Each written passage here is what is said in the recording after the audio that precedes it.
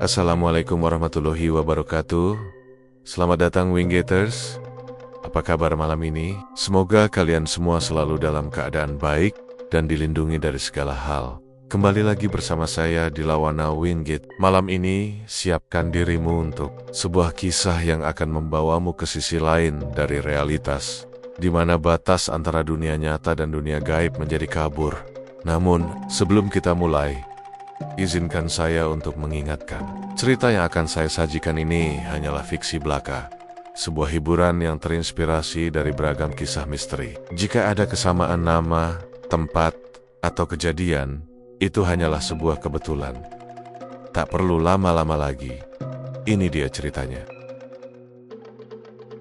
Gue masih inget banget malam itu, sekitar jam 9 malam, gue sama dua temen gue, Rin sama Yoko, lagi nongkrong di warung kopi pinggir jalan. Suasana udah lumayan sepi, cuma ada suara jangkrik sama sesekali motor lewat. Dari obrolan receh, tiba-tiba Rian nyeletuk soal sebuah desa di Jawa Tengah yang katanya terkenal angker. Dia bilang, kalian pernah denger nggak soal desa yang semua warganya katanya pesugihan? Orang-orang nyebutnya desa pengabdi iblis. Awalnya gue sama Joko ketawa, ngerasa itu cuma cerita orang kampung buat nakut-nakutin. Tapi Rian ngomong, serius. Matanya nggak lepas dari gelas kopi hitam di depannya. Gue sumpah, ini bukan bohong. Bokap gue pernah lewat sana. Katanya desa itu kayak nggak normal. Orangnya kaya-kaya semua, tapi jarang ada yang kerja. Rumah gede, mobil banyak. Tapi kalau malam, katanya suka ada suara aneh. Joko langsung nyeletuk dengan gaya sok berani. Paling juga cerita lama. Desa kayak gitu mah banyak. Cuma ditambah-tambahin aja, biar serem. Tapi gue bisa lihat kalau sebenarnya dia juga rada penasaran. Gue sendiri, ya, setengah percaya, setengah enggak. Tapi karena malam itu obrolan makin panas, akhirnya gue yang nyeletuk. Kalau penasaran, kenapa nggak kita datengin langsung aja? Rian sama Joko langsung nengok ke gue, kaget sekaligus antusias. Rian bilang, serius lu Rin? Malah gini, perjalanan jauh loh, dan jalannya katanya lewat hutan. Gue cengengesan aja, ya kan seru. Kalau bener ada yang aneh, kita bisa cerita. Kalau nggak ada, ya berarti kita buktiin kalau itu cuma mitos. Akhirnya setelah debat sebentar, kita sepakat buat berangkat malam itu juga. Motor 3, masing-masing bawa. Gue di depan, Rian di tengah, Joko paling belakang. Angin malam, lumayan dingin, jalanan sepi, lampu jalan mulai jarang kelihatan. Gue sempet mikir, gila juga ya. Kita niat banget nyari perkara ke desa orang jam segini. Tapi rasa penasaran ternyata lebih kuat dari rasa takut. Perjalanan masuk ke jalur pedesaan, itu rasanya makin lama makin aneh. Jalanan aspal mulai rusak, berganti bebatuan dan tanah. Di kanan kiri cuma ada sawah yang gelap gulita. Sesekali kelihatan pohon bambu tinggi menjulang. Suaranya, aduh, jangan ditanya. Angin lewat di sela-sela bambu bikin bunyi kriing, kriing. Kayak ada yang bisik-bisik. Rian sempat teriak dari belakang, Rin, bener gak sih jalannya ke sini? Gue teriak balik, iya, Google Maps nunjuknya ke arah sini. Tenang aja, padahal dalam hati gue mulai gak yakin. Sinyal HP juga udah mulai hilang. Sekitar setengah jam jalan, kita masuk ke jalur hutan. Pohon-pohon tinggi nutupin cahaya. Bulan, lampu motor satu-satunya sumber cahaya. Suasananya udah mulai bikin merinding. Gue bisa ngerasain hawa dingin yang beda dari biasanya. Rian mulai bacain doa pelen-pelen. Gue bisa dengar samar-samar dia komat kamit. Joko malah neon-neon kecil, katanya biar gak tegang. Sampai akhirnya kita nemuin pertigaan. Di tengah pertigaan itu ada pohon beringin gede banget, kayak pohon raksasa. Di bawahnya ada semacam batu besar, kayak altar. Dan yang bikin kita semua langsung diem, ada sesajen, bunga melati, kemenyan yang masih ngebul tipis, sama ayam hitam yang udah disembelih. Gue langsung berhenti. Rian hampir nabrak gue dari belakang. Kita bertiga saling pandang. Joko yang biasanya sok berani malah ngomong, waduh, ini mah bukan main-main Rin. Kayaknya bener cerita orang kampung. Gue nelan ludah, suasananya hening banget. Cuma ada suara daun kering ketiban angin. Rian akhirnya ngomong, kita putar balik aja yuk. Gue udah gak enak hati. Tapi entah kenapa, gue malah penasaran makin gede. Gue jawab, udah, kita jalan terus aja. Kita kan cuma lewat doang. Rian ngelus dada, sementara Joko pura-pura ketawa, padahal suaranya getar. Kita terusin jalan, ngelewatin beringin itu pelan-pelan. Dan gue nggak tahu halusinasi apa bukan, tapi gue jelas dengar suara orang bisik, pakai bahasa Jawa halus. Mbok, menawa kowe orang ngerti, aja nganti melebu. Mungkin kamu tidak tahu, jangan sampai masuk. Suaranya pelan banget, kayak dari dalam pohon. Gue langsung merinding, tapi gue nggak berani cerita ke Rian sama Joko, takut mereka panik.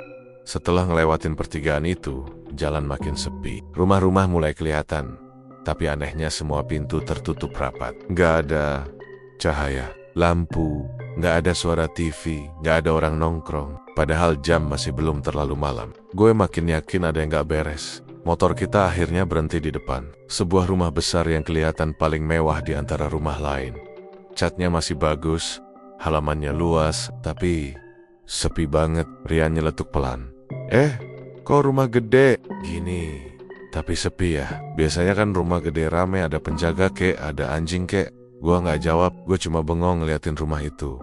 Tiba-tiba dari arah rumah, gue lihat bayangan lewat di balik tirai. Jelas banget ada orang, tapi anehnya, begitu gue nunjuk ke arah itu, tirainya langsung nutup rapat, kayak ditarik kenceng. Joko langsung mundur selangkah sambil bilang, "Udah Rin, serius deh.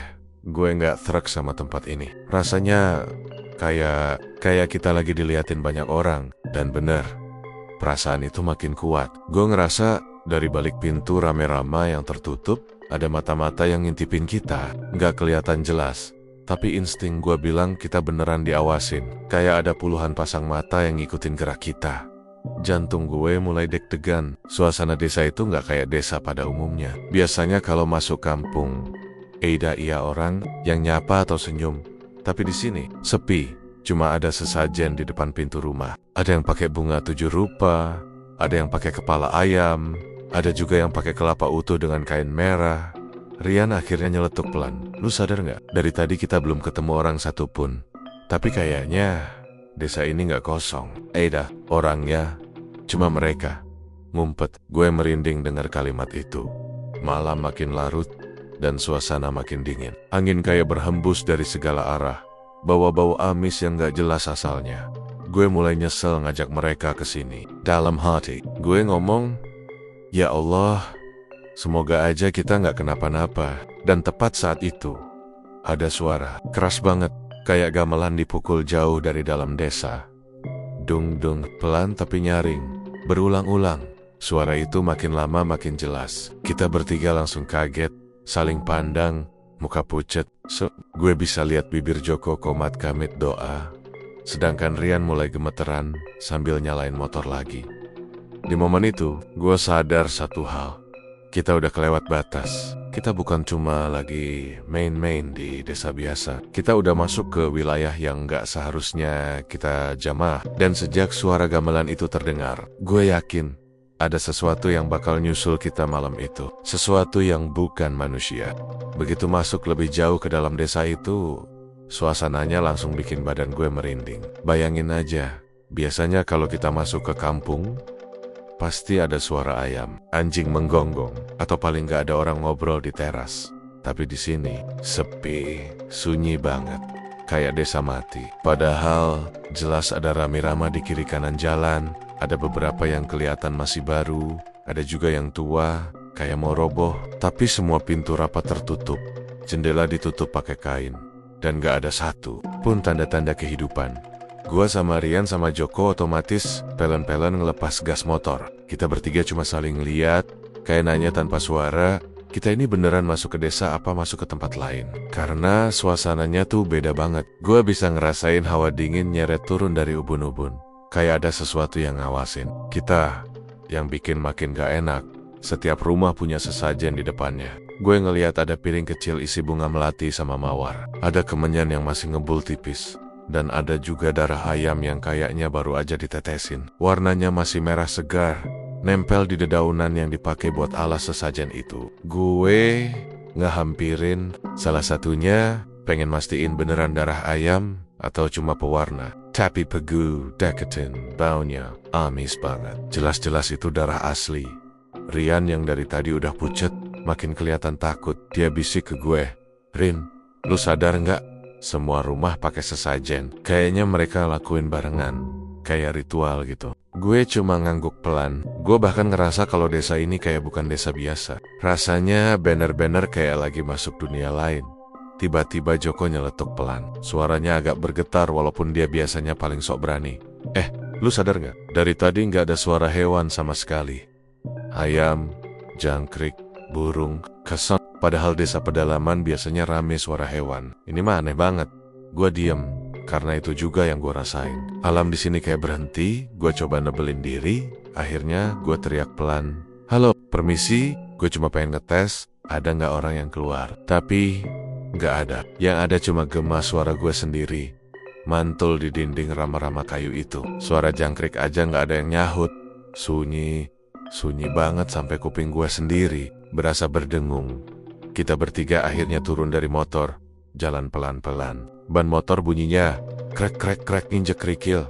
Dan itu doang suara yang kedengeran. Gue bisa denger napas Rian sama Joko yang udah henjo-senggosen kayak habis lari, padahal cuma jalan. Gue tahu mereka sama kayak gue, takut tapi sok tahan. Pas kita lagi jalan, tiba-tiba dari salah satu rumah gue ngeliat tirai jendela sedikit kebuka. Ada mata, jelas banget ada mata yang ngintip. Tapi begitu gue nengok ke sana, tirainya langsung nutup cepet banget. Gue langsung berhenti, nunjuk ke arah jendela itu. "Lu lihat nggak?" Gue tanya ke Rian. Rian langsung geleng-geleng cepat, tapi wajahnya pucat. Gue nggak lihat, tapi gue ngerasa dari tadi kita diawasin. Yoko diam tapi gue bisa lihat kakinya goyang gak tenang. Gue tahu dia yang sok paling berani itu sekarang justru paling ketakutan.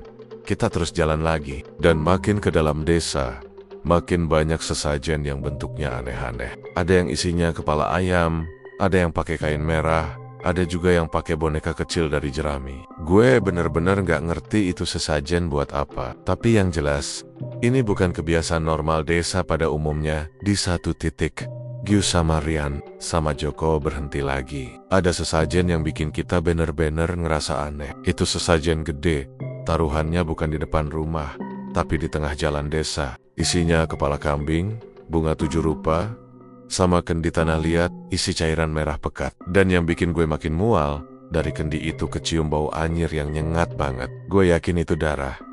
Joko langsung mundur beberapa langkah, suaranya kesel. Tapi jelas, anjirin, ini mah bukan main-main. Ini udah ritual gede. Lu yakin kita gak salah masuk kampung? Gue tarik napas dalam-dalam, mencoba nyari jawaban. Tapi gue gak bisa jawab. Suasana makin kacau pas tiba-tiba terdengar suara kentongan dipukul dari jauh.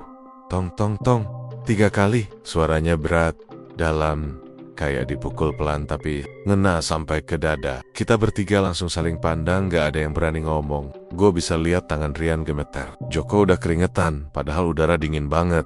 Gue coba sok tenang, akhirnya gue bilang, "Udah, kita maju lagi aja, kita cari orang. Mungkin ada yang bisa jelasin ini desa apa." Tapi dalam hati gue sendiri, gue udah mulai goyah. Kita jalan lagi, masuk makin jauh. Dan bener aja, makin ke dalam, makin banyak rumah, tapi semua sepi. Gue ngerasa kayak masuk kota hantu. Dari salah satu rumah, gue sempet denger suara orang bisik-bisik pakai bahasa Jawa halus. Gue gak jelas dengerin, tapi samar-samar kedengeran. "Wis mlebu, ora aiso bali." Sudah masuk, tidak bisa pulang. Gue langsung merinding. Gue yakin itu bukan halusinasi. Gue nengok ke arah rumah itu, tapi jendelanya udah tertutup rapat. Gue gak tahu siapa yang ngomong, tapi jelas-jelas ada suara. Rian langsung nyentak tangan gue. "Udah Rin, ayo balik." Gue gak tahan. Hampir aja setuju, tapi di saat yang sama ada rasa penasaran yang makin besar. Apa sih sebenarnya yang disembunyiin desa ini? Makin lama gue makin ngerasa kayak kita bukan tamu, tapi orang asing yang lagi diteropong banyak mata. Setiap langkah kita kayak diikutin. Gue bahkan sempet lihat di sela pintu rumah yang agak kebuka, ada bayangan orang berdiri. Tapi begitu gue fokus, pintunya langsung nutup lagi dengan suara keras. Duk, gue sampai loncat kaget. Joko akhirnya gak tahan, dia ngomong setengah marah. "Rin, gue serius, kita harus balik. Lu gak lihat apa ini desa aneh? Orangnya ada, tapi gak ada yang mau nunjukin diri. Sesajen di mana-mana, suara aneh.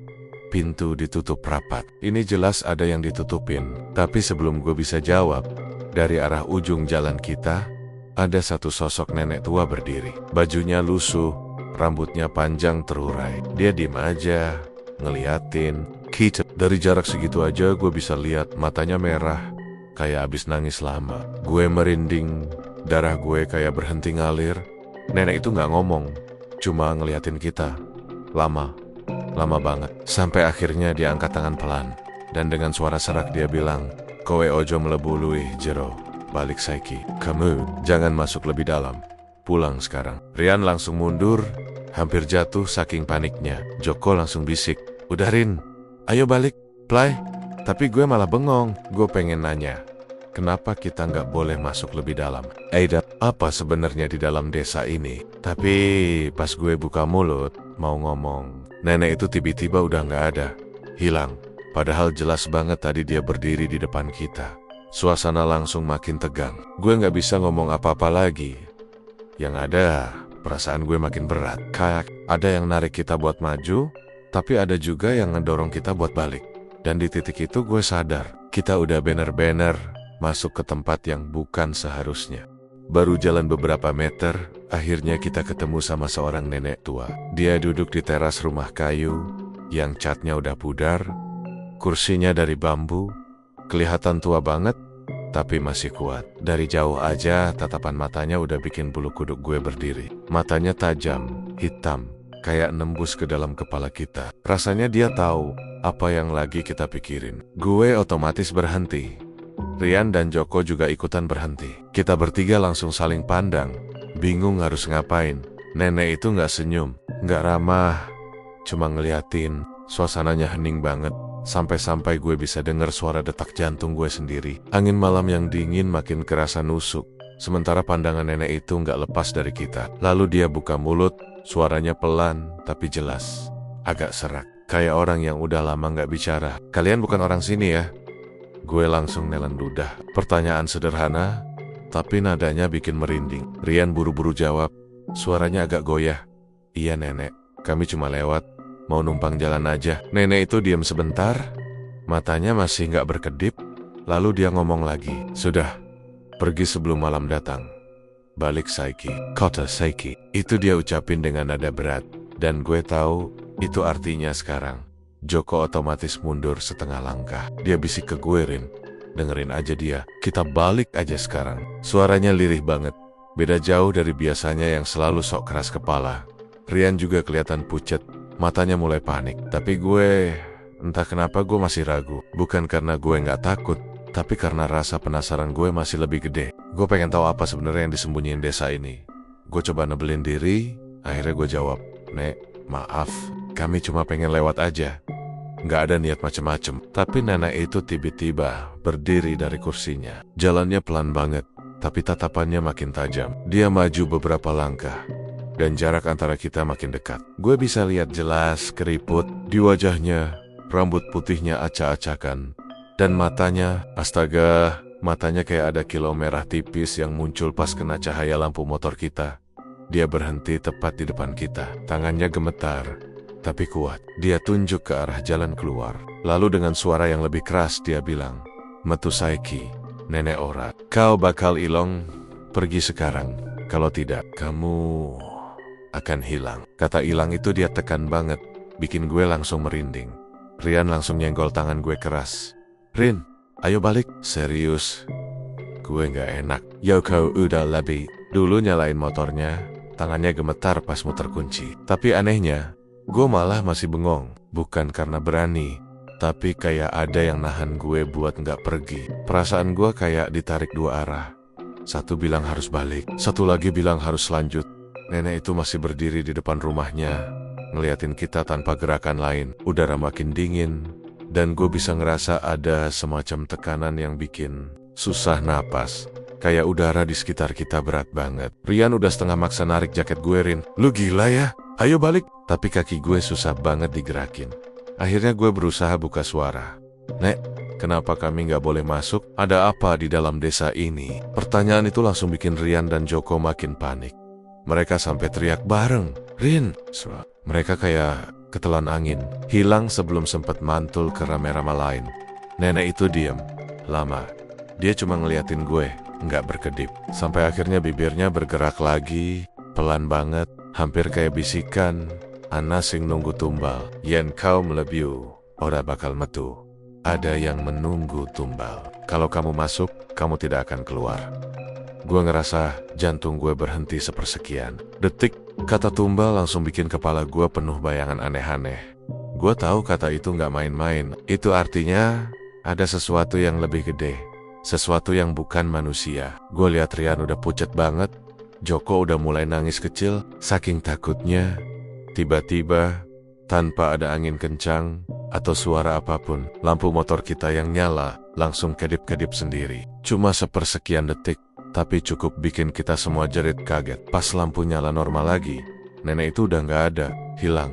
Gue sama sekali nggak lihat dia jalan pergi atau masuk rumah. Kursi bambu di terasnya kosong. Kita bertiga langsung panik. Rian hampir jatuhin helmnya. Joko udah nutup muka pakai kedua tangannya. Gue masih bengong, tapi otak gue kosong. Gue nggak bisa mikir apa-apa kecuali barusan itu nyata atau cuma halusinasi. Tapi jelas banget, suaranya, tatapannya, kata-katanya, itu bukan halusinasi. Suasana makin aneh. Gua ngerasa hawa di desa itu makin dingin, makin berat. Dari rumah-rumah di sekitar kita, gue yakin banget ada banyak mata ngintipin kita dari balik tirai. Gue gak bisa lihat jelas, tapi gue bisa ngerasain sensasi kayak ada puluhan pasang mata yang ngikutin tiap gerak gue. Gue merinding sampai ke tulang. Joko akhirnya teriak. Suaranya pecah. Udah Rin, gue gak peduli lagi. Kita balik sekarang juga. Dia langsung naik ke motornya, gas kenceng ke arah keluar desa. Rian bingung, tapi akhirnya nyusul juga. Gue sempet ragu lagi, tapi kali ini badan gue nurut sama rasa takut. Gue lompat ke motor gue dan gas sekenceng mungkin. Tapi anehnya, jalan yang tadi lurus ke arah masuk desa, pas kita coba putar balik, rasanya beda. Jalan itu kayak gak pernah ada. Gue yakin banget barusan kita lewat jalan itu buat masuk. Tapi sekarang yang kelihatan cuma rama-rama tua berderet dan gang kecil. Gue berhenti mendadak. Rian hampir nabrak gue dari belakang. Joko yang di depan udah kebingungan sendiri. Rin, jalannya mana? Rian teriak panik. Gue gak bisa jawab. Mulut gue kering, tenggorokan gue seret. Gue cuma bisa ngeliat sekeliling. Dan semakin gue lihat, semakin gue sadar kalau kita udah gak tahu arah lagi. Desa itu kayak berubah bentuk. Begitu nenek itu ngilang, jalan keluar ketutup. Dan yang ada cuma jalanan sempit yang makin gelap. Di tengah kepanikan itu, gue tiba-tiba dengar suara bisikan lagi.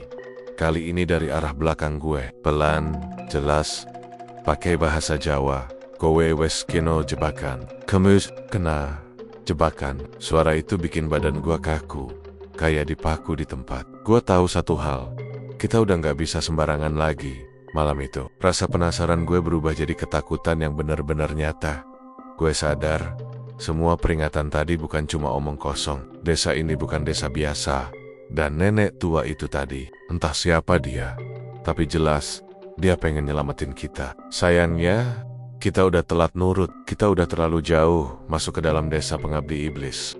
Malam itu akhirnya kita sepakat buat nginep di salah satu rumah kosong yang dari luar kelihatan gak dipakai lagi. Rumah itu berdiri agak di pinggir jalan, cat dindingnya udah pudar, jendelanya retak, dan pintu kayunya sedikit terbuka kayak udah lama gak ditempati. Begitu masuk ke dalam, udara di dalam rumah itu pengap banget, bau apek bercampur debu. Lantainya masih dari tanah, dan di sudut ruangan ada meja kayu tua dengan kaki patah satu.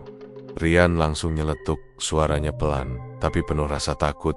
Lu yakin kita nginep di sini, Rin? Gila kali, gue mending tidur di motor deh daripada di rumah kosong kayak gini. Gue sendiri sebenarnya nggak yakin juga, tapi di luar udah gelap banget, dan jalan keluar yang kita cari nggak pernah ketemu. Mau nggak mau kita butuh tempat buat berteduh. Joko ngelus dada, lalu rebahan di lantai sambil ngomong, ya udahlah tidur aja, paling besok pagi ada jalan keluar. Tapi masalahnya, kita bertiga sama sekali nggak bisa tidur. Suasana di itu makin lama makin aneh. Heningnya bukan hening biasa, tapi hening yang bikin kuping berdengung. Udara di sekitar rumah itu dingin banget.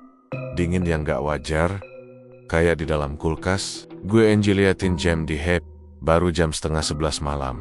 Lalu tiba-tiba, dari kejauhan terdengar suara gamelan. Pelan banget awalnya, kayak cuma suara angin yang bawa gema. Tapi lama-lama suaranya makin jelas. Dung dung dung, suara gong ditabuh dengan ritme pelan, diiringi bunyi kendang dan kenong yang bikin bulu kuduk berdiri. Rian langsung duduk, matanya melotot. Lu pada denger nggak? Itu suara gamelan kan? Gue sama Joko saling pandang. Jelas banget kita juga denger. Gue langsung berdiri, maju ke arah pintu, coba nguping lebih jelas. Suara itu datang dari arah tengah desa. Semakin lama semakin keras, bercampur dengan suara orang-orang komat kamit. Perasaan penasaran kita akhirnya lebih gede daripada rasa takut. Gua ngajak, ayo kita lihat. Kita diam-diam aja. Siapa tahu itu acara biasa. Rian protes. Acara apaan, Rin? Malam-malam jam segini ada gamelan? Jelas nggak normal. Tapi Joko yang biasanya sok berani malah setuju. Sekalian aja, biar kita tahu. Daripada kita terus nebak-nebak. Akhirnya kita keluar pelan-pelan. Jalan nyusup lewat jalan kecil. Suara gamelan makin jelas. Ada juga suara orang bacain mantra. Kita jalan nunduk, berusaha nggak bikin suara. Angin yang dingin makin nusuk. Dan gue bisa ngerasa jantung gue berdegup makin kenceng tiap langkah. Sampai akhirnya kita nyampe di sebuah alan-alan kecil di tengah desa. Dari balik pepohonan kita ngintip. Dan sumpah, yang kita lihat bener-bener bikin badan gue lemes. Puluhan orang berpakaian serba hitam duduk melingkar. Kepala mereka semua nunduk. Nggak ada yang ngeliat ke atas. Di tengah lingkaran itu ada sesajen besar. Kepala kambing yang masih berdarah. Kendi tanah liat berisi cairan merah dan kain merah panjang yang dibentangkan di tanah. Bau anyir darah kecium sampai ke tempat kita ngumpet. Suara gamelan terus main. Ritmenya makin cepat, makin aneh, kayak bikin trance. Lalu seorang lelaki tua berdiri di tengah lingkaran. Bajunya hitam pekat, rambutnya panjang putih. Wajahnya penuh keriput tapi matanya tajam banget. Dia angkat tangannya, terus mulai bacain mantra dengan bahasa Jawa halus yang bikin bulu kuduk berdiri. Gua nggak ngerti semua katanya, tapi beberapa jelas kedengeran. Kawula nyuwun pangestu, nyuwun kasugihan, nyuwun kekuatan. Saya memohon restu, memohon kekayaan, memohon kekuatan. Mantra itu dibacain berulang-ulang. Makin lama makin keras. Orang-orang yang duduk melingkar mulai goyang-goyang. Kepala mereka makin menunduk dalam. Gue bisa dengar beberapa dari mereka nangis. Ada juga yang ketawa pelan. Suaranya aneh banget, kayak bukan suara manusia. Tiba-tiba, lelaki tua itu angkat kendi tanah liat, lalu nuangin cairan merah ke atas kain merah. Begitu cairan itu kena kain, api hitam langsung nyala. Tanpa bensin, tanpa korek, api itu muncul sendiri. Api itu nggak kayak api biasa. Warnanya hitam pekat dengan sedikit semburat biru. Dan panasnya nggak nyampe ke kita, malah hawa dingin yang kerasa. Gue langsung gemeter, koki gue koku, nggak bisa gerak. Rian nutup mulutnya biar nggak teriak. Sementara Joko udah berkeringat, dingin, mukanya pucat kayak orang mau pingsan. Lelaki tua itu terus bacain mantra. Suaranya makin dalam, makin berat, sampai akhirnya suara gamelan berhenti mendadak. Sunyi yang kedengeran. Cuma suara napas berat dari orang-orang yang duduk melingkar. Dan di tengah api hitam itu, ada sesuatu. Gue ngucek mata, takut halusinasi. Tapi jelas banget, ada bayangan besar muncul dari api. Bayangan hitam, tinggi, matanya merah menyala kayak bara. Suaranya nggak keluar dari mulut, tapi masuk langsung. Kayak kepala kita suara berat, dalam, bikin telinga sakit. Sapa sing wani ingkene, kudu bayar tumbal. Siapa yang berani di sini harus bayar tumbal. Rian langsung nangis kecil. Joko udah gak bisa napas lancar, tangannya gemeter. Gue sendiri udah hampir mau pingsan. Gue tahu kita gak boleh ketahuan. Tapi di saat yang sama, gue ngerasa bayangan. Hitam itu kayak langsung ngeliatin arah kita sembunyi. Mata merahnya kayak nembus semak-semak tempat kita ngintip. Gue yakin, dia tahu kita ada di sana. Tiba-tiba gong dipukul keras banget. Dung dung dung. Orang-orang berpakaian hitam itu langsung teriak bareng-bareng. Kayak lagi kesurupan. Mereka ketawa, nangis, teriak dalam bahasa Jawa yang gue gak paham. Api hitam makin gede, bayangan itu makin jelas wujudnya. Tangannya panjang, kukunya tajam, dan kepalanya hampir nyentuh pucuk pohon di atas alun-alun. Gue udah gak bisa tahan lagi. Badan gue gemeter parah. Mata gue basah, bukan karena nangis, tapi kayak ada tekanan kuat yang bikin air mata keluar sendiri. Gue mau mundur, tapi kaki gue berat kayak dipaku. Rian akhirnya tarik lengan gue. Bisik ketakutan Rin. Ayo balik, sumpah gue gak kuat. Tapi sebelum kita sempat mundur, tiba-tiba salah satu orang di lingkaran itu bangun berdiri. Dia ngeliat langsung ke arah kita, terus nunjuk pakai tangannya yang gemeter. Suaranya keras. Ana, Wong Enjaba. Ana, Wong Enjaba. Ada orang luar. Semua kepala orang di lingkaran itu langsung serempak nengok ke arah kita. Mata mereka kosong, putih semua tanpa bola mata. Gue langsung ngerasa darah gue turun ke kaki. Giuseda, kita udah ketahuan. Ritual itu ternyata bukan sekadar acara aneh-aneh. Gue makin yakin kalau ini adalah pesugihan. Sosok tinggi besar yang muncul dari api hitam itu jelas bukan manusia. Jelas juga bukan bayangan biasa. Wujudnya samar, kayak asap pekat yang ngegumpal. Jadi satu, tapi matanya, astaga. Matanya 2 titik merah yang nyala terang di kegelapan. Kayak bara api dalam tungku. Kukunya panjang, runcing, tajam banget. Kayak bisa motong batu sekalipun. Aura dinginnya nyebar ke seluruh alun-alun, sampai ke tempat kita ngumpet. Gue sampai bisa lihat uap keluar dari mulut gue sendiri. Padahal kita lagi ada di daerah Jawa Tengah yang biasanya panas. Udara mendadak jadi kayak di puncak gunung, dingin nusuk tulang. Rian langsung merinding, tubuhnya gemeteran gak karuan. Joko yang biasanya nekat, kali ini juga pucat, keringat dingin, ngalir terus dari pelipisnya. Gua sendiri ngerasa kayak darah gue berhenti ngalir. Jantung berdetak cepat, tapi tubuh rasanya kaku. Satu persatu warga desa itu mulai maju ke tengah lingkaran, mendekat ke sesajen yang udah kebakar api hitam. Gue perhatiin mereka kayak gak sadar diri, matanya kosong, langkahnya pelan tapi pasti. Yang pertama maju, seorang bapak tua, bawa buntalan kain. Begitu dia buka, isinya tumpukan uang lusuh bercampur dengan beberapa emas kecil. Dia naruh buntalan itu di atas kain merah, tepat di depan sosok hitam itu. Gue bisa lihat asap hitam langsung nyedot masuk ke tubuh sosok tinggi itu. Dan uang sama emasnya langsung lenyap, kayak disedot ke dalam api. Orang-orang di sekeliling langsung serentak teriak, Sugeng Rahayu! Sugeng Rahayu! Selamat sejahtera! Selamat sejahtera! Suara mereka kayak orang kesurupan, keras, gak seragam. Bikin kuping gue sakit. Orang kedua maju. Kali ini seorang ibu-ibu. Dia bawa perhiasan emas, kalung, gelang, cincin. Semuanya ditaruh di atas kain merah. Dan lagi-lagi, benda-benda itu lenyap tersedot api. Sosok hitam itu makin jelas bentuknya, makin besar, makin padat, kayak benar-benar nyata. Gue sama Rian saling pandang. Mata Rian udah berkaca-kaca.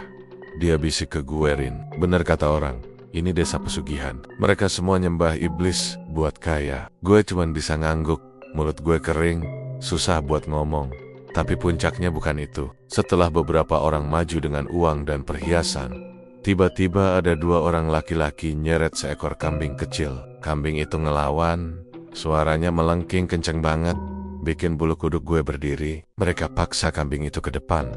Lalu, salah satu dari mereka keluarin golok kecil. Dan tanpa ragu, SYUT, golok itu langsung nyayat leher kambing. Darahnya muncrat ke kain merah. Dan kambing itu ngelawan sebentar sebelum akhirnya mati. Darah yang muncrat itu langsung diserap api hitam. Dan suara sosok itu kedengeran lagi di kepala gue berat banget. Kayak gema yang masuk ke otak. Darah, daging, tumbal kudu ana, darah, daging. Tumbal harus ada. Joko langsung bisik. Suaranya gemeter, anjir. Ini beneran, Rin. Ini beneran pesugihan. Mereka bener-bener kasih tumbal biar kaya. Gue ngangguk pelan. Tapi ada sesuatu yang bikin gue makin takut. Gue perhatiin wajah-wajah orang desa itu. Dan gue sadar sesuatu yang bikin perut gue mual. Mereka nggak asing. Gue inget pas kita masuk desa tadi, rumah-rumahnya rapi. Ada tanda-tanda orang mampu, tapi sepi banget. Nah, sekarang jelas alasannya. Kekayaan itu bukan dari kerja keras, tapi dari sini yang bikin makin ngeri. Setelah kambing itu mati, orang-orang gak berhenti. Ada lagi warga yang maju. Kali ini bawa buntalan kain kecil. Gue kira itu barang atau uang, tapi ternyata waktu. Kainnya dibuka. Astaga, itu bayi. Bayi kecil, masih merah, matanya merem. Gue gak tahu itu bayi hidup atau udah mati. Rian langsung nutup mulutnya, biar nggak teriak. Gue bisa lihat matanya langsung berkaca-kaca. Joko bahkan mundur pelan, hampir jatuh karena nggak kuat ngeliat. Gue sendiri kayak kehilangan nafas. Itu udah kelewatan. Tumbal mereka bukan cuma hewan, tapi juga manusia. Lelaki tua pemimpin ritual itu angkat bayi itu tinggi-tinggi. Dia bacain mantra, "Kaula nyerahke nyawa iki kanggo pangayoman lan kamulian. Aku serahkan nyawa ini untuk perlindungan dan kemuliaan." Lalu bayi itu dilempar ke api hitam. Api langsung nyala gede, nyeret tubuh bayi itu masuk ke dalam, lenyap tanpa sisa. Dan suara tawa berat keluar dari sosok hitam itu. Bukan cuma satu suara, tapi kayak ribuan suara ketawa barengan, bergema di seluruh desa. Gue udah gak bisa mikir jernih lagi. Gue sadar kenapa desa ini kaya, kenapa rumah-rumah mereka bagus, kenapa ada sesajen di tiap pintu. Semua warga di desa ini terikat sama perjanjian iblis. Mereka ngasih harta, ngasih hewan, bahkan nyawa manusia buat dapat kekayaan. Rian gemeter, bisik ke gue, kita harus kabur. Sekarang Rin, kalau enggak, kita bisa jadi tumbal selanjutnya. Gue mau banget kabur, tapi gue juga sadar, kita udah ketahuan waktu tadi ada orang yang nunjuk kita. Dan ternyata benar, beberapa orang yang duduk di lingkaran itu sekarang berdiri, ngeliatin ke arah kita. Mata mereka kosong, putih semua, tapi jelas mereka tahu kita ada di situ.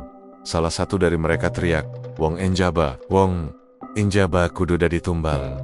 Orang luar harus jadi tumbal." Suara itu keras banget, bikin semua orang di alun-alun langsung nengok ke arah semak tempat kita sembunyi. Gue langsung tarik tangan Rian dan Joko. Lari, kita bertiga langsung kabur. Sekenceng-kencengnya, suara gong ditabuh lagi. Keras banget, dan orang-orang itu mulai ngejar. Gue bisa denger langkah kaki banyak orang di belakang kita. Makin lama makin dekat, angin makin dingin. Suara tawa sosok hitam itu terus ngejar di kepala gue. Rasanya kayak apapun yang kita lakuin, kita nggak bakal bisa lolos. Tapi gue tahu satu hal, kalau kita berhenti, kita bakal jadi tumbal berikutnya. Gue sama teman-teman benar-benar ketahuan. Dari belokong, gue ngerasa kepala gue berat banget. Kayak ada yang narik rambut gue pakai tenaga gila-gilaan. Gue refleks nengok, dan astaga, tangan hitam, panjang, kurus, kayak tulang, tapi kulitnya hitam pekat, lagi nyeret gue ke arah lingkaran ritual. Kuku-kukunya panjang, runcing, kayak bisa ngerobek leher gue kapan aja. Gue teriak sekenceng-kencengnya, tapi suara gue kayak ketelan angin. Mulut gue kebuka, tenggorokan gue sakit karena maksa keluarin suara, tapi gak ada apapun yang kedengeran. Teman-teman gue, Rian sama Joko, juga sama. Mereka berdiri kaku kayak patung, matanya melotot, mulutnya gemeter, tapi gak bisa ngeluarin. Gue bisa lihat tubuh mereka kaku, kayak ada sesuatu yang ngegembok badan mereka biar gak bisa lari. Sosok hitam itu makin dekat, matanya merah menyala, kayak bara api, ngeliatin langsung ke mata gue. Nafasnya kasar, haf. Tiap kali dia buang napas, baunya kayak bangkai bercampur darah basi. Gue hampir muntah karena baunya. Wajahnya mendekat, jaraknya cuma beberapa jengkal dari gue. Dari mulutnya keluar suara berat, dalam banget, kayak gema yang langsung nancep di otak gue. Kowe, Saiki ganti dari tumbal, kamu gantian jadi tumbal. Gue ngerasa seluruh tubuh gue lumpuh. Tulang belakang gue dingin, kaki gue lemes. Gue coba lawan, coba nendang, coba mukul, tapi kayak gak ada tenaga. Tangan hitam itu makin erat nyekek pundak gue. Rasanya kayak ditusuk jarum panas ribuan kali. Sakitnya luar biasa. Gue ngerasa kulit gue kebakar cuma karena disentuh tangannya.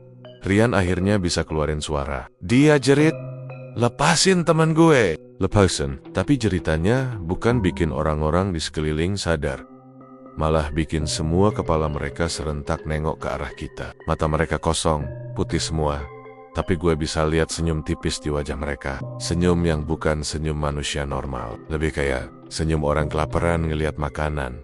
Lelaki tua pemimpin ritual itu maju. Suaranya serak, tapi lantang banget. "Wong Enjaba iki, wes wayahe, tumekan deweke, dudu. Kebetulan, iki wis sing the word.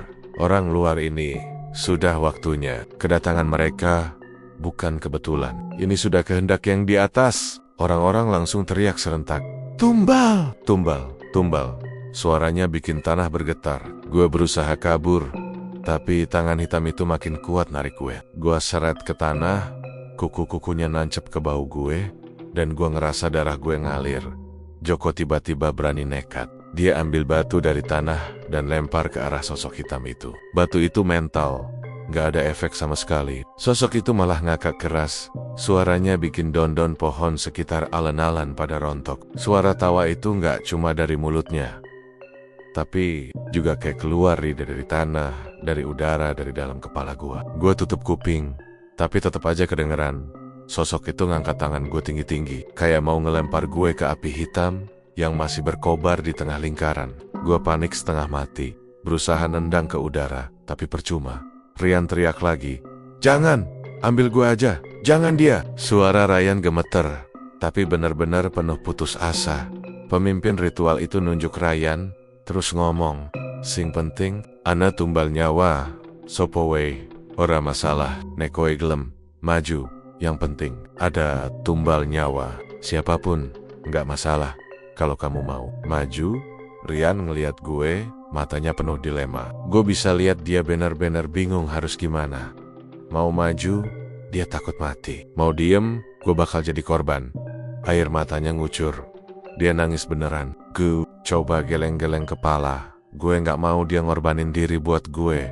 Tiba-tiba Joko jerit, "Lari!" Sekarang dia dorong tubuh Rian dengan sekuat tenaga. Terus dia sendiri nekat nyamber obor yang ada di pinggiran lingkaran. Dengan berani dia ngibasin obor itu ke arah sesajen yang masih kebakar. Api langsung meletup, bikin beberapa orang desa mundur. Sosok hitam itu kedistraksi sebentar, dan tangan yang nyekek gue agak longgar. Gue manfaatin kesempatan itu buat narik tubuh gue sekuat tenaga. Gue jatuh ke tanah, langsung nyosor bangun, terus lari sekuat-kuatnya. Rian nyusul gue dari belakang, tapi Joko masih di sana, ngibasin obor ke segala arah sambil teriak-teriak. Orang-orang desa langsung ngamuk. Mereka jerit, "Tangkap! Ojo nganti ual, tangkap! Jangan sampai lepas!" Puluhan orang langsung ngejar. Gue bisa dengar langkah kaki mereka berat, cepat, kayak orang kesurupan. Gue sama Rian lari nembus gelap. Napas sudah kayak mau copot. Di belakang, gue masih bisa dengar suara Joko, tapi makin lama makin samar, ketutup sama suara orang-orang yang ngamuk. Gue pengen balik nolong dia, tapi kaki gue udah gak bisa berhenti. Gue sadar, kalau gue balik, gue gak bakal selamat juga. Tengah jalan, Rian kepleset jatuh. Gue buru-buru tarik tangannya. Dia nangis, "Rin, Joko ditinggalin, Rin." Gue cuman bisa bilang, "Nanti kita cari cara, sekarang kita harus selamat dulu." Tapi hati gue hancur. Gue tahu Joko mungkin udah gak bisa diselamatin angin. Makin dingin, pohon-pohon di sekitar kayak punya mata. Dari sela-sela gelap, gue ngeliat bayangan-bayangan hitam tinggi melintas cepat di antara pepohonan. Suara gamelan masih kedengeran, makin keras, makin cepat, kayak musik yang nutup jalan kabur kita. Tiba-tiba dari belakang, suara tawa sosok hitam itu kedengeran lagi, lebih deket, lebih nyaring. Ora ana yang bisa ual, kabeh kudu bali. Tidak ada yang bisa lolos, semua harus kembali. Gue dan Rian makin panik. Jalan desa kayak gak ada ujungnya. Gue ngerasa kita muter-muter di tempat yang sama. Tadi gue yakin udah lewat rumah dengan sesajen bunga melati, tapi sekarang rumah itu muncul lagi di depan kita. Gue sadar kita kejebak di lingkaran gaib. Rian jatuh berlutut, kehabisan tenaga. Gue coba angkat dia, tapi tubuhnya lemes banget. Dari belokong, suara langkah kaki orang desa makin dekat. Gue bisa lihat cahaya obor mereka, kayak ular api panjang yang ngejar kita. Di saat gue udah pasrah, tiba-tiba gue dengar suara nenek tua yang pernah kita temuin sebelumnya. Dari dalam gelap, suaranya nyaring, "Cepet, melebu kene. Cepat, masuk sini." Gue nengok, dan di samping jalan ada pintu kecil dari bambu yang kebuka. Gue gak mikir lagi, langsung tarik Rian masuk. Begitu kita masuk, pintu itu nutup sendiri. Di dalam gelap, napas gue ngos-ngosan, keringat dingin ngalir deras. Gue gak tahu kita ada di mana, tapi satu hal yang jelas, kita belum selamat. Karena di telinga gue masih kedengeran bisikan sosok hitam itu, lebih dekat, lebih pelan, kayak lagi bisik langsung ke kuping gue. Durung rampung, belum selesai. Entah gimana, tiba-tiba gue sadar udah ada di pinggir jalan raya. Gue masih enjoy senggosen, kaki gue sakit banget kayak abis lari maraton, Napas juga hampir putus. Tapi anehnya, gue sama Rian berdiri tepat di bawah papan nama desa itu. Tulasa. Desanya masih sama kayak pas kita pertama kali masuk. Gue sama Rian saling pandang. Muka pucet, mata merah gara-gara nangis dan kelelahan. Kita berdua nggak ngerti gimana caranya bisa keluar dari lingkaran kegelapan tadi. Rasanya kayak dipindahin begitu aja. Nggak ada lagi suara gamelan. Nggak ada lagi obor, nggak ada lagi orang-orang berwajah kosong itu. Jalanan sepi. Cuma suara jangkrik dan sesekali motor lewat di kejauhan. Gue sama Rian spontan langsung lari, tanpa mikir, tanpa nengok ke belakang. Rasa takutnya udah gak bisa ditahan lagi. Gue cuma pengen sejauh mungkin dari desa itu. Tapi ada satu hal yang bikin bulu kuduk gue berdiri. Waktu gue lari, gue ngerasa kantong celana gue berat. Gue kira cuma kunci atau korek. Tapi pas gue refleks merogoh dompet, jantung gue langsung jatuh ke perut. Dompet gue tiba-tiba penuh dengan uang receh logam. Ponyok, koin-koin tuh dingin, berat, dan pas gue buka, baunya langsung nyebar. Bau amis, bau besi bercampur darah. Gue hampir muntah. Rian juga ngeluarin dompetnya, dan ternyata sama, isinya penuh uang receh bau amis itu. Dia sampai gemeter meganginya. Rin, iki opo, ini apa? Suaranya parau, hampir putus asa. Buru-buru nutup dompet gue. Nggak berani lagi ngeliat. Gua tahu, uang itu bukan uang biasa. Itu kayak jejak, kayak tanda. Kalau kita udah sempat disentuh sama sesuatu yang gak seharusnya sepanjang jalan pulang. Gua nggak bisa berhenti mikirin Joko. Wajahnya, suaranya, keberaniannya. Terakhir kali pas dia nyamber obor buat nolong kita. Gua ngerasa bersalah banget ninggalin dia di sana. Hati gue kayak kecekek, pengen balik. Tapi otak gue bilang mustahil. Gue gak yakin Joko masih ada. Atau kalaupun masih ada, dia mungkin udah bukan Joko yang gue kenal lagi. Beberapa hari setelah kejadian itu, gue sama Rian hampir gak ngomong. Kita berdua kayak trauma. Setiap malam gue gak bisa tidur. Begitu merem, gue selalu kebayang mata merah sosok hitam itu, tawa keras yang kayak keluar dari tanah, sama tangan hitam panjang yang nyeret gue. Kadang gue kebangun tengah malam karena ngerasa ada yang duduk di ujung kasur. Pas gue buka mata, gak ada siapa-siapa. Tapi bau amis, darah itu suka tiba-tiba muncul. Rian juga ngalamin hal sama. Dia cerita kalau setiap kali dia coba tidur, selalu ada bisikan di kupingnya. Bisikan berat, pelan, durung rampung, belum selesai.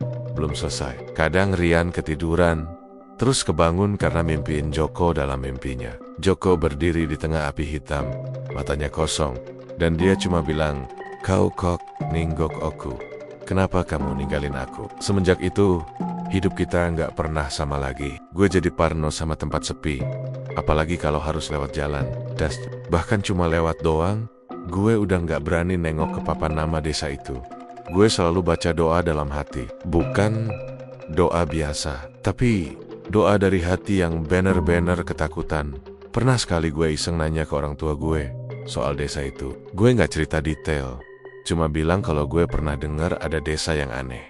Nyokap gue langsung melotot, wajahnya pucat. Dia cuma bilang, "Jangan pernah kamu kesana lagi, desa itu. Ora kanggo sembarang uang, bukan untuk sembarang orang." Gue gak dikasih penjelasan lebih, dan gue juga udah gak berani nanya lagi. Beberapa bulan kemudian, gue dengar kabar kalau ada orang hilang di sekitar daerah itu. Seorang pengendara motor katanya gak pernah balik setelah pamit lewat jalan yang sama. Polisi sempat cari, tapi hasilnya nihil. Gue langsung merinding. Gue tahu, kemungkinan besar orang itu ketarik ke dalam desa. Dan nasibnya mungkin sama kayak Joko. Uang receh di dompet gue masih ada. Gue pernah coba buang ke sungai, tapi anehnya, besoknya uang itu balik lagi ke dompet gue. Jumlahnya gak pernah berkurang, gak pernah nambah, tapi selalu ada. Gue udah coba bakar, gue udah coba kasih ke orang, tetap aja balik lagi. Seolah-olah itu jadi tanda yang nempel di gue.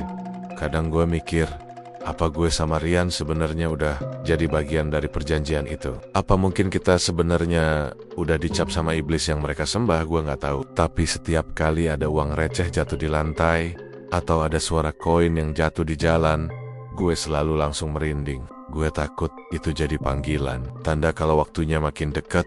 Dan yang paling bikin gue gak bisa tenang adalah suara itu. Sampai sekarang, setiap kali gue sendirian, suara berat itu suka muncul. Kadang dari kuping kanan, kadang dari kuping kiri. Pelan, jelas. Kowe durung rampung. Siji maneh kudu bali. kamu belum selesai. Satu lagi harus kembali. Gue gak tahu maksudnya siapa yang harus kembali. Gue Rian, atau mungkin Joko yang udah hilang. Gue udah coba cerita ke beberapa orang, tapi banyak yang gak percaya. Ada juga yang ketawa, bilang gue halu. Tapi gue gak peduli. Gue tahu apa yang gue alami nyata. Gue tahu desa itu ada, dan orang-orangnya masih hidup dalam pengabdian mereka. Mereka masih terus nyari tumbal, masih terus manggil sosok hitam itu, dan mungkin masih berharap dapat kekayaan dari perjanjian kotor itu. Setiap kali gue nulis atau cerita kayak gini, gue ngerasa kayak lagi dipantau. Kayak ada mata merah yang ngawasin gue dari balik gelap. Kadang lampu kamar gue kedip-kedip sendiri, kadang pintu kamar kebuka, padahal udah dikunci. Dan setiap kali itu terjadi, bau amis darah selalu ikut nongol. Sampai sekarang, gue gak pernah berani balik ke desa itu. Gue gak tahu gimana kabar Joko. Gue gak tahu apakah dia udah mati atau malah jadi bagian dari mereka. Yang gue tahu, malam itu ngerubah hidup gue selamanya. Gue gak bisa lagi lihat dunia sama kayak dulu. Semua jadi lebih gelap, lebih dingin, dan selalu ada rasa was-was. Dan setiap kali gue lewat daerah itu, gue selalu lakukan hal yang sama. Gue gak pernah nengok papan nama desanya. Gue cuma bisa tunduk, baca doa dalam hati, berharap gak ada mata merah yang muncul di balik pepohonan. Karena gue tahu, desa itu masih ada, masih bernafas, dan orang-orang di dalamnya masih terus mengabdi pada iblis. Dan begitulah Winggetters, kisah malam ini telah usai. Semoga kalian menikmati setiap ketegangan dan misteri yang telah kita selami bersama. Ingatlah, di setiap sudut yang gelap, ada cerita yang menunggu untuk diceritakan. Jaga diri kalian baik-baik, selalu waspada, dan jangan pernah lupa untuk terus berdoa. Terima kasih sudah menemani saya malam ini. Jangan lupa untuk like, subscribe, dan nyalakan lonceng notifikasi agar tidak ketinggalan kisah-kisah menyeramkan lainnya dari Lawana Wingkit. Sampai jumpa di episode berikutnya. Tetaplah berani Winggetters. Wassalamualaikum warahmatullahi wabarakatuh.